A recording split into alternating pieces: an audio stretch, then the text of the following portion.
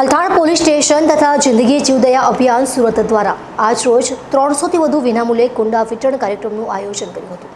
અભિયાનને લીધે લોકોની પક્ષીઓ પ્રત્યેની સહાનુભૂતિ વધી આ કાળઝાળ ગરમીમાં પક્ષીઓને દાણા પાણી મળી રહે તે ઉદ્દેશ્યથી રોજે રોજ પક્ષીઓની તરસ छिपाવવા મોટા પાયે સેવાભાવી લોકો આગળ આવી રહ્યા છે।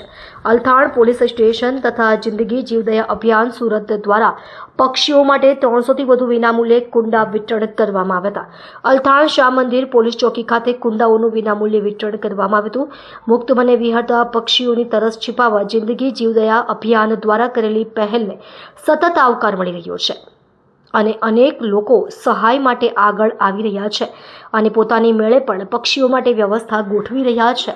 શહેરમાં વધુમાં વધુ કુટુંબો સુધી આ કુંડાઓનું વિતરણ થાય તે માટે જિંદગી જીવદયા અભિયાન ટીમે આ ઝુંબેશ ઉઠાવી છે।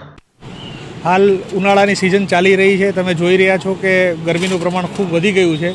તેથી સુરત શહેર પોલીસ, અલથાણ પોલીસ અને જિંદગી જીવદયા અભિયાન એ ટ્રસ્ટ દ્વારા એમના બંનેના સંયુક્ત ઉપક્રમે જે પક્ષીઓ છે એમને પાણી પીવાની વ્યવસ્થાના ભાગરૂપે આજરોજ સુરત શહેર પોલીસ તથા જિંદગી જીવદયા અભિયાન ટ્રસ્ટ તરફથી પાણીના કુંડા છે એનું નિઃશુલ્કપણે વિતરણ કરવાનો કાર્યક્રમ યોજાયેલ છે અને અમે આપના માધ્યમથી તમામ મિત્રોને અપીલ કરીએ છીએ કે ભાઈ ઉનાળામાં જે પશુ પક્ષીઓને પાણીની વ્યવસ્થા જે છે એ કુંડાઓ જે આ રીતે આપ મેળવીને આપના ઘરની બહાર અવશ્ય લગાવો, જેથી પશુ પક્ષીઓને આપણે જીવન અમૂલ્ય બચાવી શકીએ છીએ। Thank you.